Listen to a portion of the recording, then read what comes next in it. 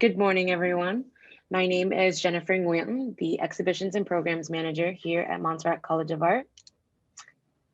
Thank you all for joining us today. It is my pleasure to introduce storyboard artist and concept designer Heiko von Drengenberg. He has collaborated with clients such as Disney, Warner Brothers, Paramount, Universal, Sony, Netflix, Marvel, Skydance, and Lionsgate.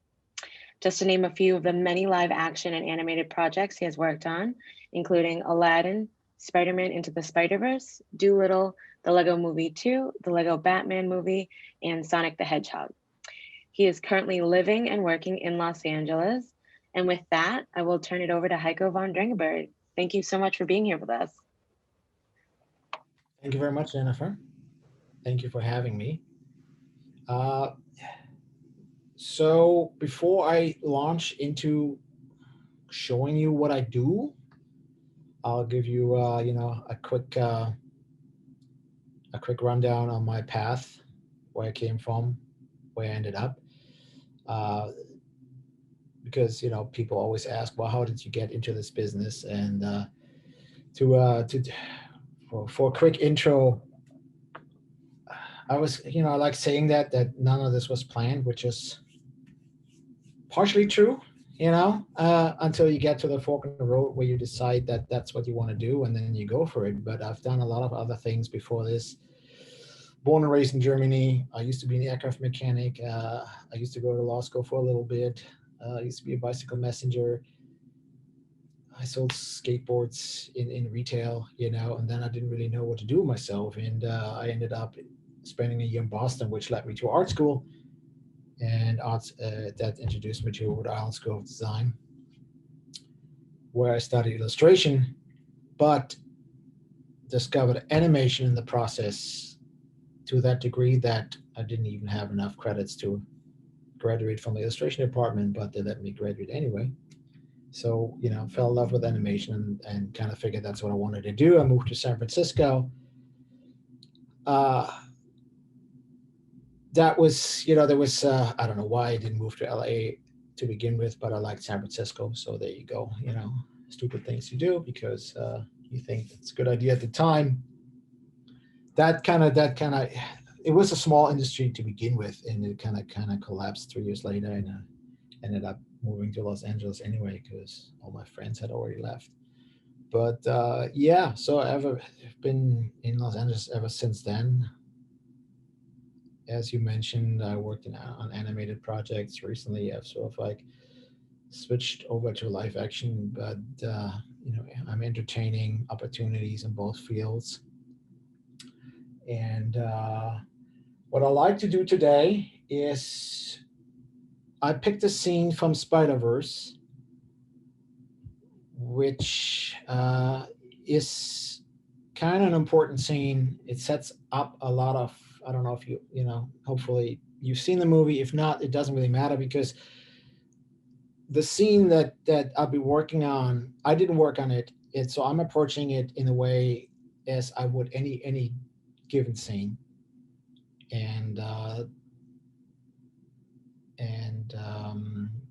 the script that I'm working from is not the original script that I got when we worked on the movie. It is the retrofitted version that is sort of written after the fact, after all the animation is done. I mean, the animatic is done, all the boards are in, and the picture is locked.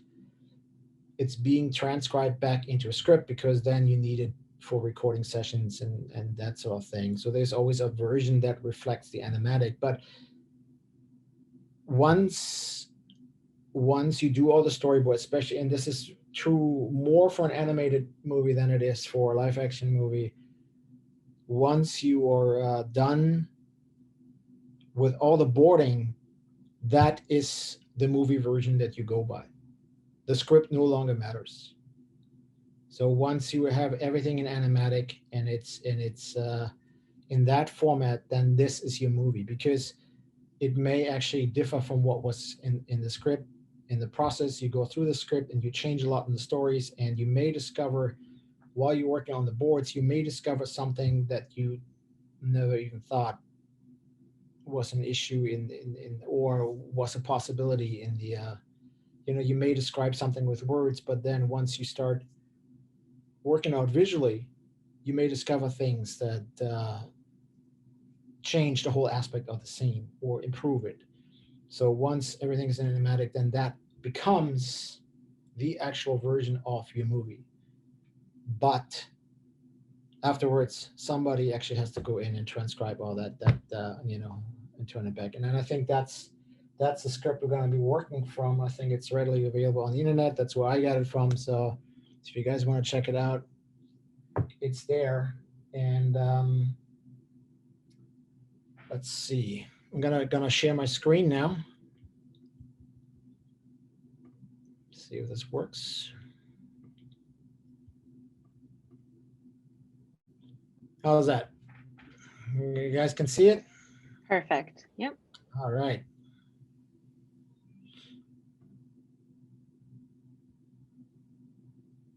So if you're a little rundown in case you're not familiar with the movie, Spider-Man Into the Spider-Verse, Miles Morales lives in a parallel universe to our own, where their Spider-Man has died and he takes up the mantle. He becomes the new Spider-Man. He gets, again, he gets bitten by a spider, so that is very similar. But his journey is very different in this universe than it is for Peter Parker. I'm sure you all familiar with his story. His uncle died. He's being raised by his aunt. So in Miles' case, he has a very different relationship to his father, to his family. There's a lot of love. He hasn't lost anybody in the course of the movie. He loses his uncle. That's his loss. But in terms of his nuclear family, there's still a lot of love. And even though he's a teenager and he has he has his own opinions, and he's a bit of a rebel, so he has a bit of a typical teenager relationship with his father, who loves him, and downright he loves his father as well. But again, him being a teenager, he rather hangs out with his uncle and does street art than hang out with his father, who happens to be a policeman. So there's another level of antagonism between them as Miles does, his graffiti artwork, and puts a sticker on stuff that he's not supposed to. And let's take a look at the scene now. Quite frankly, I'm not exactly sure what the movie looked like, so I'm just going to look at it as if my director just gave me the scene. So what I do first of all is, of course, I read the whole script. I make myself familiar with the story. I read it a couple times. I make some notes. If you find yourself in that situation, make plenty of notes. Make sure you can read your notes later. Very important. Sometimes you don't have much time to scribble down. After such a session, I will always go back and make sure I understand my own notes. And, I'm not going to put them aside and then come back to them later. I'll take the time to look over and see if I understand really what's going on. And then if somebody assigns you this scene, make sure you understand where it fits in the story, why it's there. Because if the scene has no reason to be there, it should not be in the story. If you're a storyteller and you find yourself working on a scene that doesn't go anywhere, it doesn't add anything to the story, then it's probably time to cut it out. So in this scene, Miles Morales is on the way to school. Right, his father just gives him a ride, and since his father is a policeman, Miles is riding in the back of the car. And I'm not going to have you read all that. I'm just going to go over really quick. But essentially, there's a bit of conversation between his father Miles that sets up the character, the relationship between them. His father trying to get on his good side, but it's not really working. Miles is just really annoyed. And once they get to school, this is a place that Miles doesn't want to be at. He really doesn't want to be there. The school as a setting is important for the story because it reveals a lot about his character. among other things, it reveals that he's actually super smart. He's smart enough to be at the school, but he really doesn't want to be there because it's out of his comfort zone, and he'd rather, go to his local school where all his friends are. So he doesn't fit in. And this is also where he meets, Spider Woman or Spider Gwen. This is where the school is the place where basically where he gets his powers, where he goes to his awkward phase, and so it's an important place to be, but he doesn't want to be there. All right. So if I read this, New York morning, car drives up right under the Brooklyn Bridge to a school overlooking Manhattan, which looms across the water. So what do? I'm gonna switch over to my desktop. You guys can all see that? We're all good? Okay. Mhm. Let's see.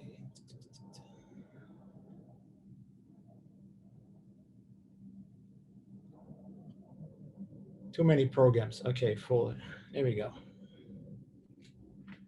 Now, if you have an opportunity, somebody asks you to draw a bridge or something of that nature, your job is to make the board visually interesting. So I always look for those opportunities that to bring something in that is, has some good iconography, like Brooklyn Bridge. I mean, everybody knows it. It's a good opportunity to to drop that in and make your frame look cool. The first thing that you probably discuss once you start on a project is one of your first questions should be, what frame ratio are we working in?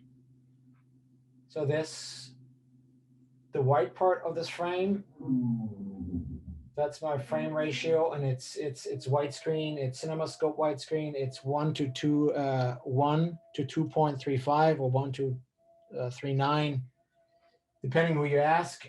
And the way this works is,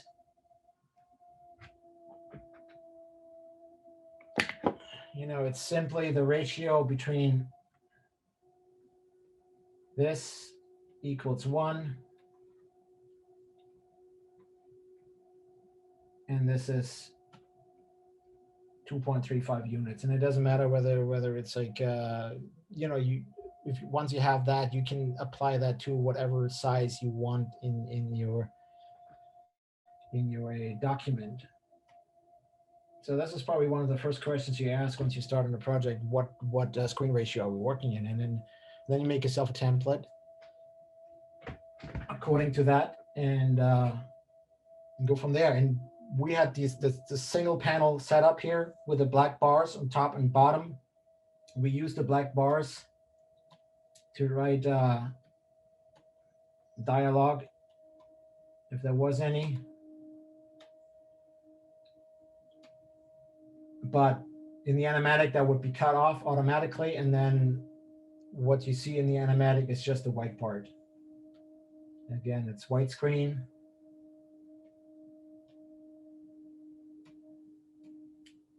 So then, Brooklyn Bridge. How do I start that? What do I start with? I have to get to the car at some point. I have to get to the conversation that is happening inside the car. But here's an opportunity for me to show off.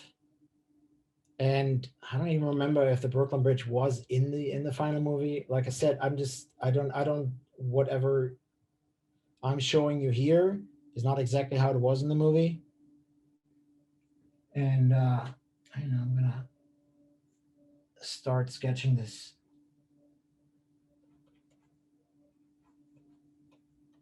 Get those pillars. The thing is that this is an alternative dimension, so things may not look exactly like they are in our version of New York. For example, that place where the Brooklyn Bridge starts out in Brooklyn actually has a park in it, but I'm just gonna put the school there. That doesn't have to be super accurate, and I'm probably gonna look, would look at the real thing to see what it looks like exactly. But as long as we sort of kind of, as long as it kind of looks like what it is.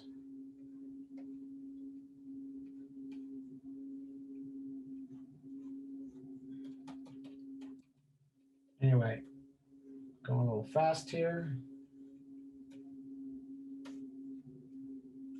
Now, is that a good frame? I don't know. I might want to, you know, go a little wider, see a little more of the bridge. But eventually, whatever that is, we'll probably have like Manhattan in the background here. We see some of the river already.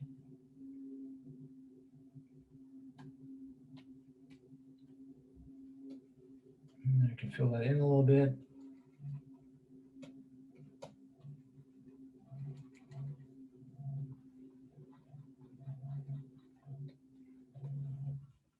Anyway, so what do we do with this? How do we get to the car? Well, eventually, since this was done for an animatic, we didn't really have camera moves that would span more than one panel. We would for the camera we would do individual panels to portray the camera moves. But I'm just gonna do this real quick. See, this is our original frame, and if we could pan down, actually tilt down. It's not a pan, it's a tilt. Pardon me. So, you know, we could go down to street level.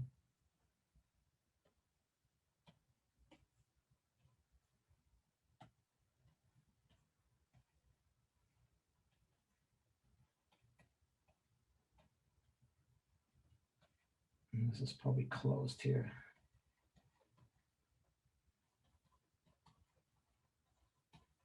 So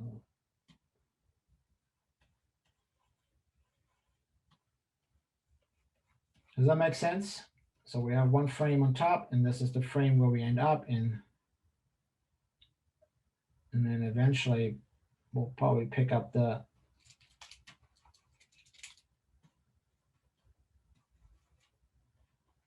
car. The street might curve around. There might be something here.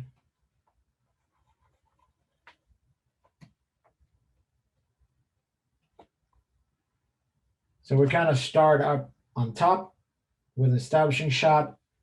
We see the Brooklyn Bridge. We see Manhattan in the background, and then we pan down, we tilt down to pick up the car. And you know, obviously there might be another car here and another car going in the other direction. And I guess we still can have a park here. Doesn't matter. This works. You know, we can have people milling around. Got some bushes. Anyway, you know, so we create this environment. And the thing about animated movie is that everything you see on screen has to be created. It has to be designed. If you shoot a live action movie, your storyboards don't necessarily have to match what's there. Sometimes it helps, but once you get to location, you will find what's there and you will shoot it, right? But in an animated movie, every single detail that you have on screen will have to be drawn, designed, and then built in CGI. All the assets have to be built, have to be lit. So at this stage, when you just get into the script, there might nothing be there. So you sort of have to, you know, come up. You may, as a storyboard artist, you may be a location scout. You might be a prop designer. You might be the DP, the director. You have all these jobs that you're basically making the film before it is a film. You know, a little bit of actor comes in as you play with your characters.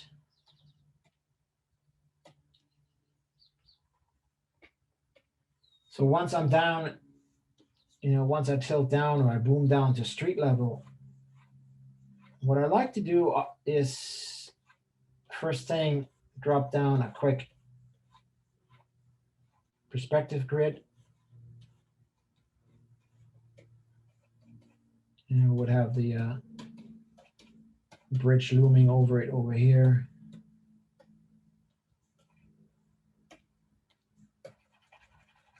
And I encourage you all to look into perspective. It helps me. It helps me every single day with everything I do. It helps me. It helps me figuring out camera angles. It allows me to quickly drop in a horizon line and base the shot on that and build everything around it. So even though you have access to 3D programs and you can move things around, I still suggest to look at the basics of perspective and learn why your program does what it does.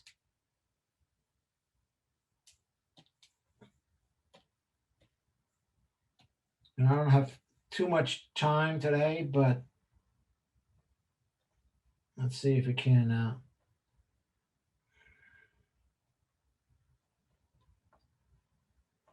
So I want to get to a few things.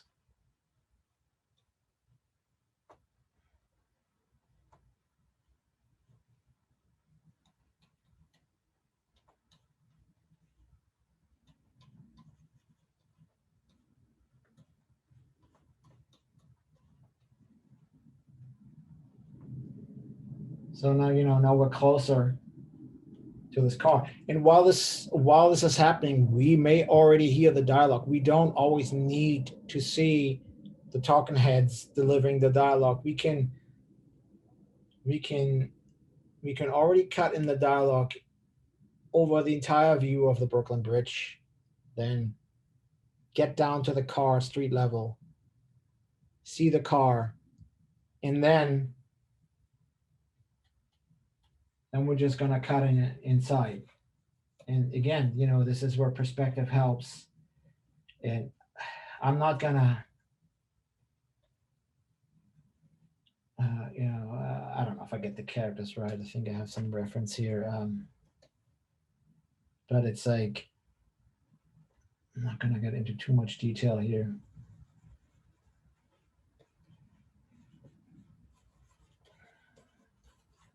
You know, now we're looking for the environment inside the car. The great thing about this scene is that they're separated. Since they're riding in a police car, there's a separation between characters, you know, so whatever differences the two of them have is actually multiplied by the fact that they're physically separated. So if you're setting up a conflict, it helps to make a visual statement. You know, if your characters are separated emotionally, they might also be separate physically.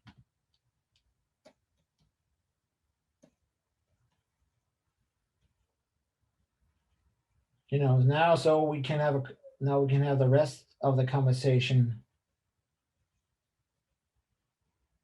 between them.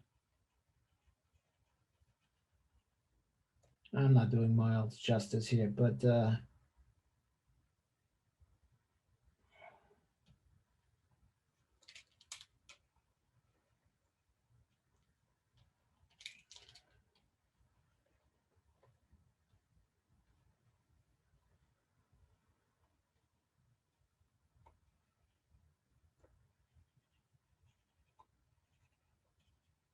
you know, so that's why the idea that his father's a cop is actually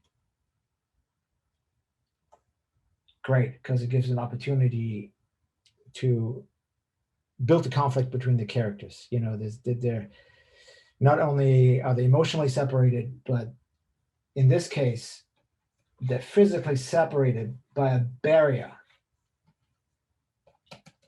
during this conversation. And now we can play around with that. You know, obviously we want to make sure we have all the shots to cover this conversation. We could cut to the reverse, looking over Miles' shoulder. We can have, you know, we can play with a rearview mirror. We can have his dad looking in the rearview mirror. Again, they're not, if you have a conversation with somebody in the mirror, you're not really looking at them. You know, there's another level of separation. You're not, technically you're on the same room, but you also remove because you're not looking at somebody directly. So that, you know, look for these opportunities. If there's a conflict, how can you play with that in your compositions, in your setups, in your shots, even in your colors?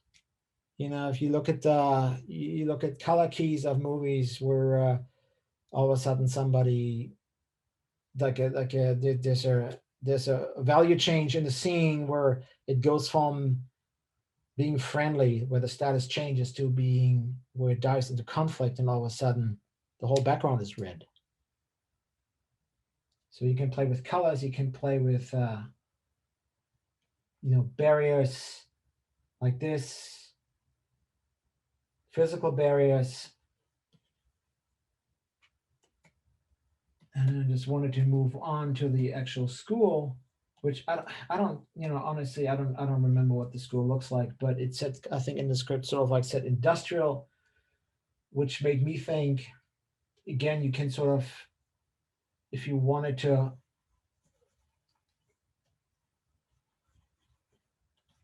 you know, maybe there's some sort of awning. We have the name of the school, the big letters in the foreground.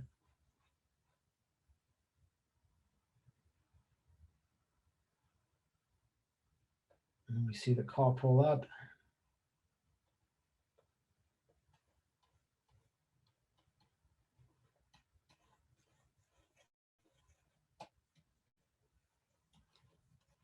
You know, probably the bridge would be still in the background. I'm not going to bother with it now. There's the river, and then, you know, we can see Manhattan in the across the river. Anyway, this is all very super rough here, but you know, and from there, again, we can crane down to street level.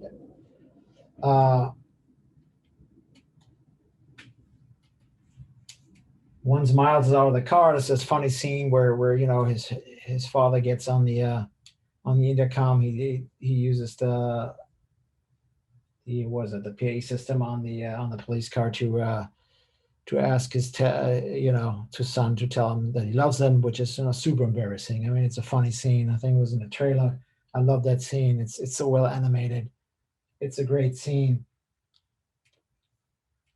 But again, with a few setups, first of all, you know, this is the first time we see the school, so we can introduce that.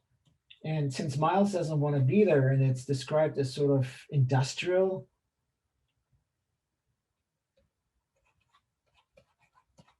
you know, I can like do whatever I want with it. I can do it like an upshot to some. Again, I'm not going to go into much detail here, but you know, we can have an upshot of that foreboding industrial building.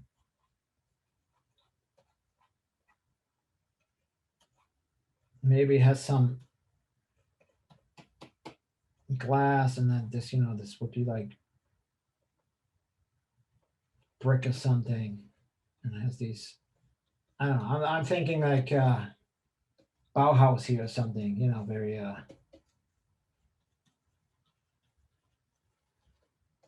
Maybe it has these dark windows.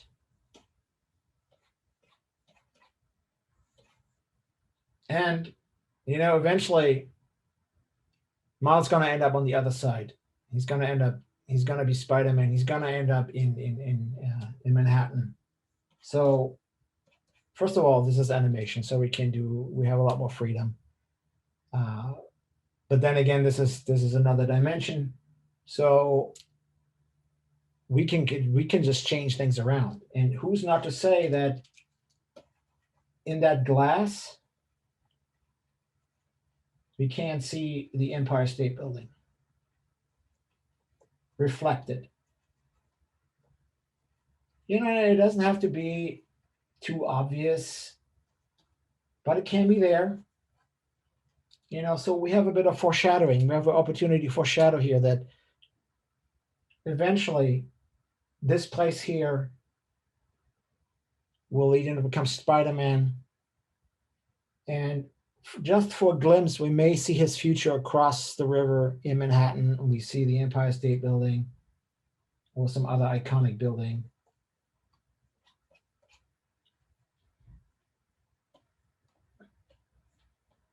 I would shade that in, and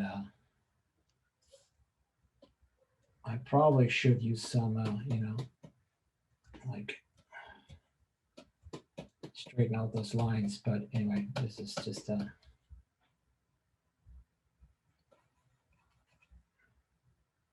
you kind of understand what's going on.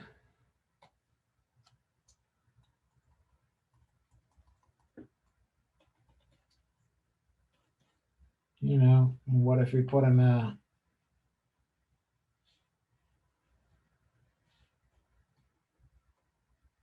I think he had sort of like a pull suitcase with him.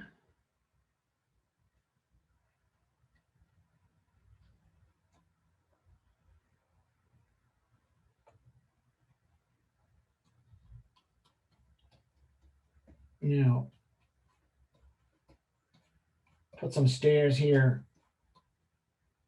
And I kind of imagine this place as, since he doesn't want to be there,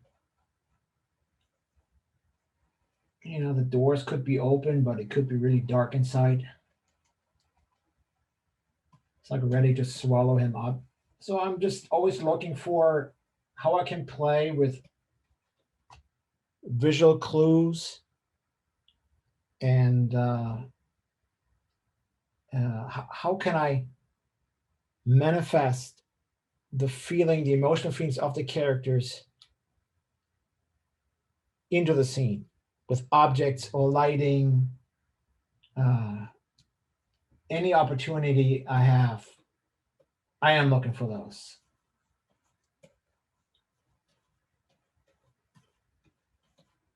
And then there's probably some students milling around, which also adds to his stress because none of these are his friends. They might even glare at him. But yeah, it's not a place he wants to be, and we can, we can play with it. We can make it dark, we can make it brick. Within the materials, we can make it industrial, some metal, some brick, and it's probably a really cool building. But to him, it's not very friendly. It doesn't look like a place he wants to be at.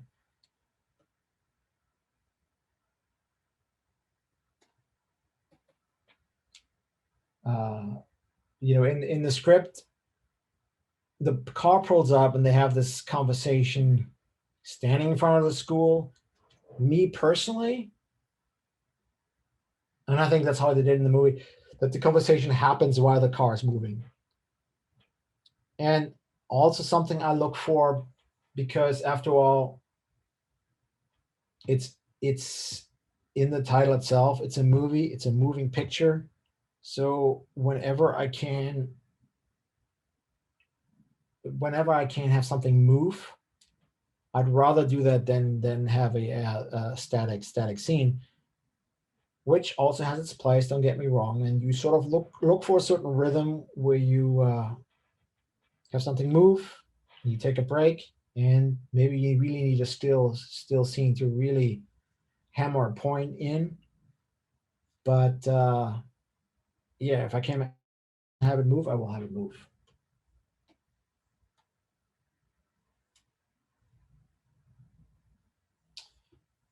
So, you know, how do you set up the conflict outside? I mean, if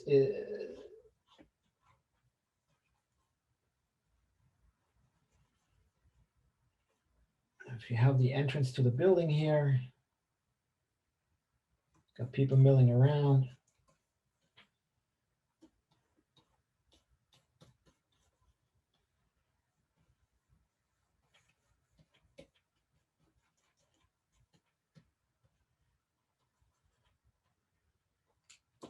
Nope, need that space.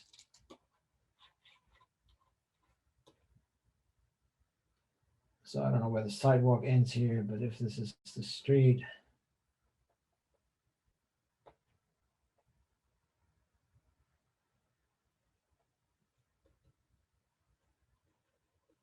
I got the car parked here.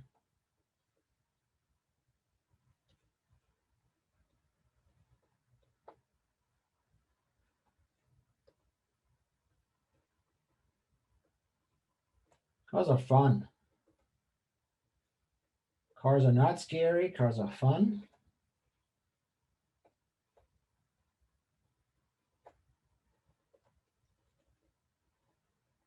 Anyway, so we got the car parked here.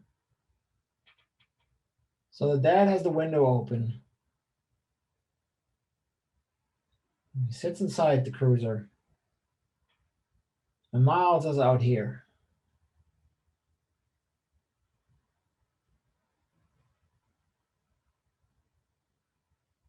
He stands there with his backpack, whatever.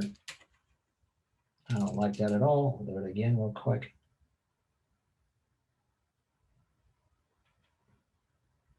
Kill the hoodie on. Well, size relationship is not good. But anyway,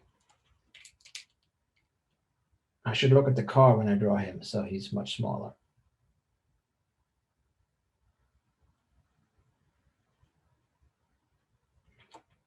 Anyway, you know, if you don't like the framing,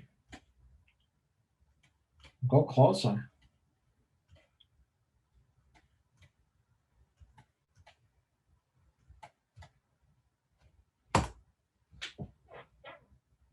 So again, it's the nature of the conversation is antagonistic.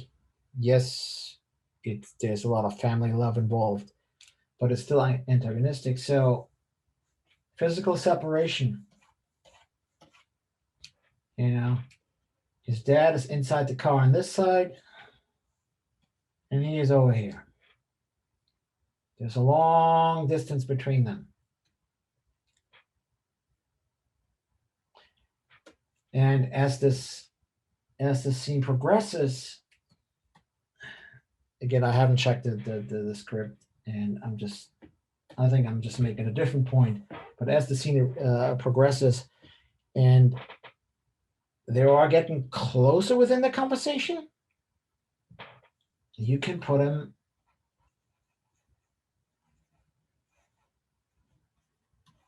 closer together. I guess this would be still kind of antagonistic as he looks out the window.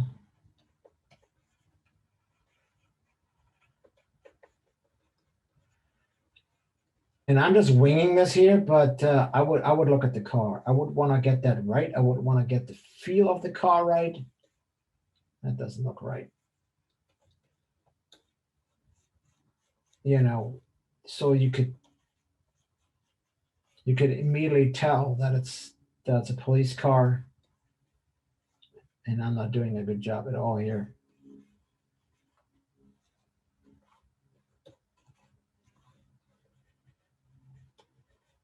This is not working out very well, but you get the idea. I think they're kind of this old Crown Victorias, they kind of fall off here at the end.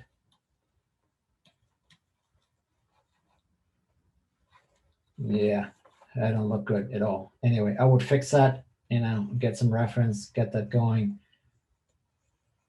But I can put Miles in the background. I mean, in the foreground.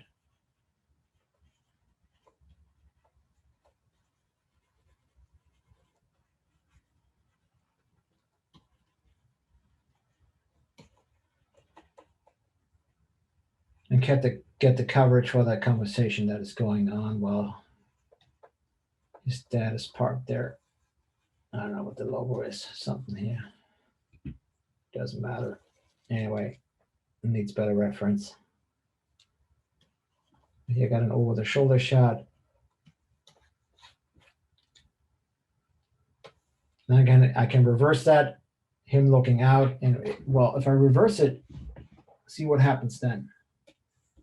If I reverse that shot and I get Miles outside, looking in,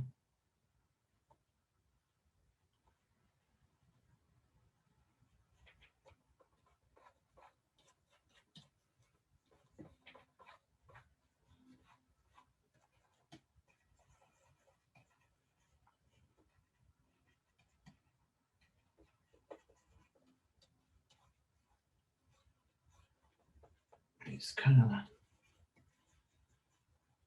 leaning over here.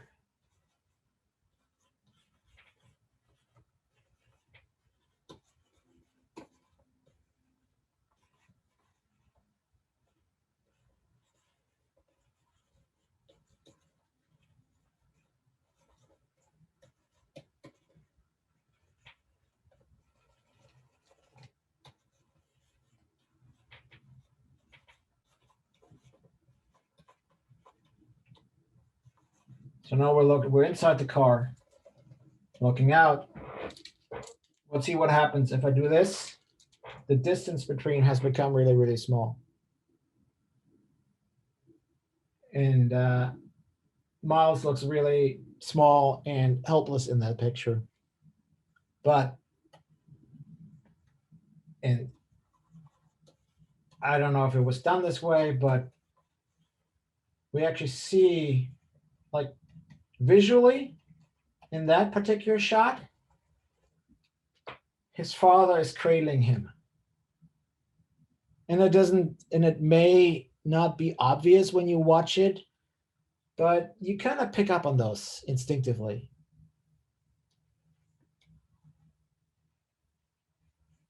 There's like little Miles outside about to go, and whatever is said in the conversation, the body language of that image is very protective.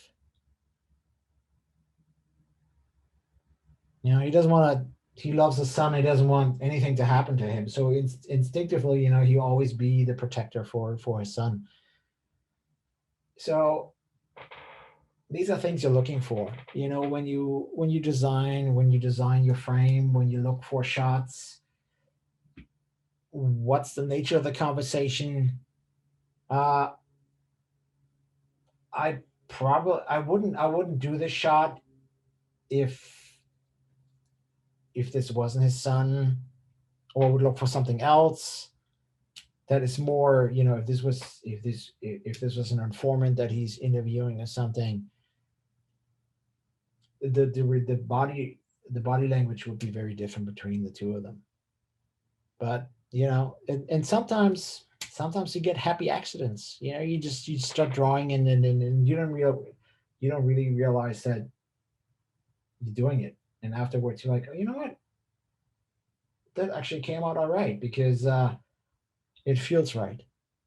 And oftentimes you just go with instinct too. It's not like I analyze every single frame I draw. But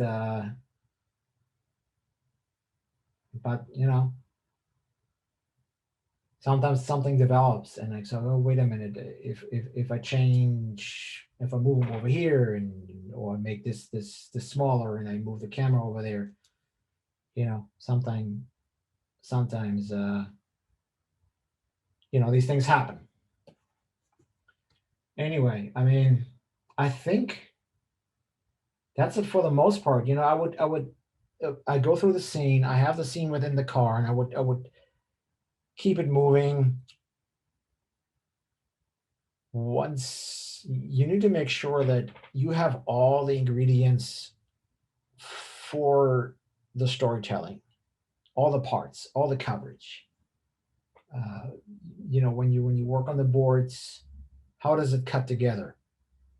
With the drawings that I have, can I cut the scene in such a way that makes it interesting and it tells the story properly? And I have found that I'd rather do too many drawings. I do one more drawing, which then can be edited out, instead of me having not enough drawings and somebody looking at the board and saying, I don't know what's going on here. I don't want that ever to happen.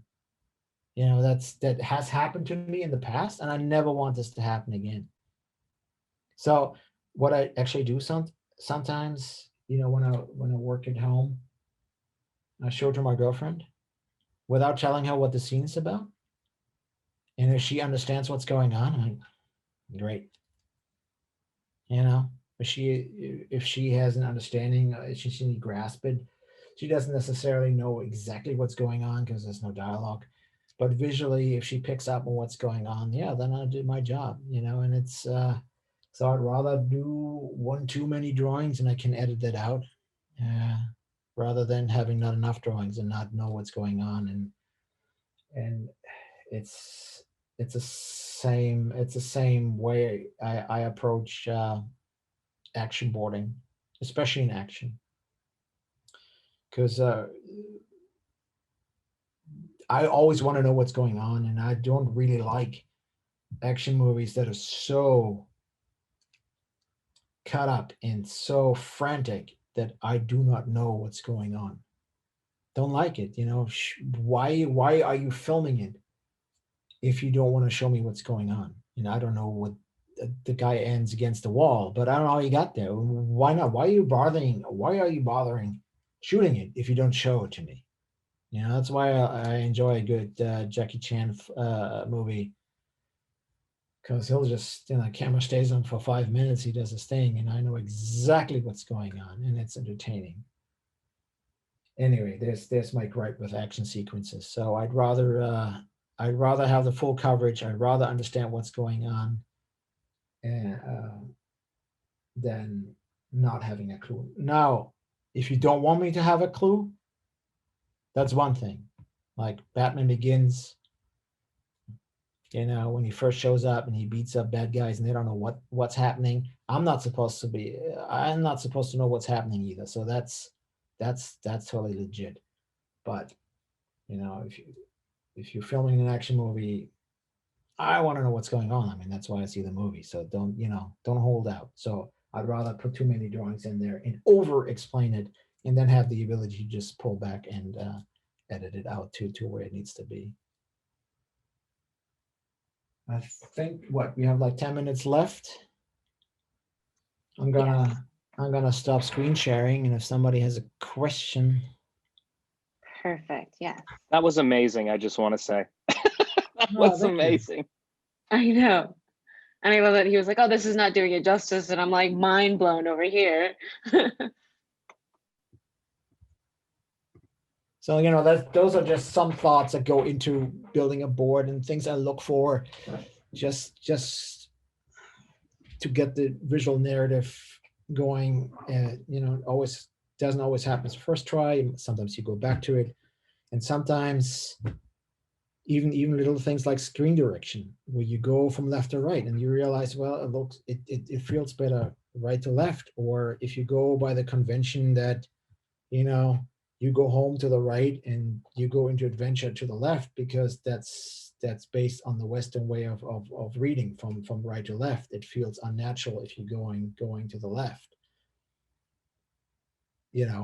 So they used to have in the old movies, if you watch stuff like Once Upon a Time in the West, from what side does Henry Fonda enter? He enters from the wrong side because he's a bad guy. That's how he's introduced, and it already like makes you feel antagonistic against the guy. You don't even know why. I don't know how I got to that, but yeah, that's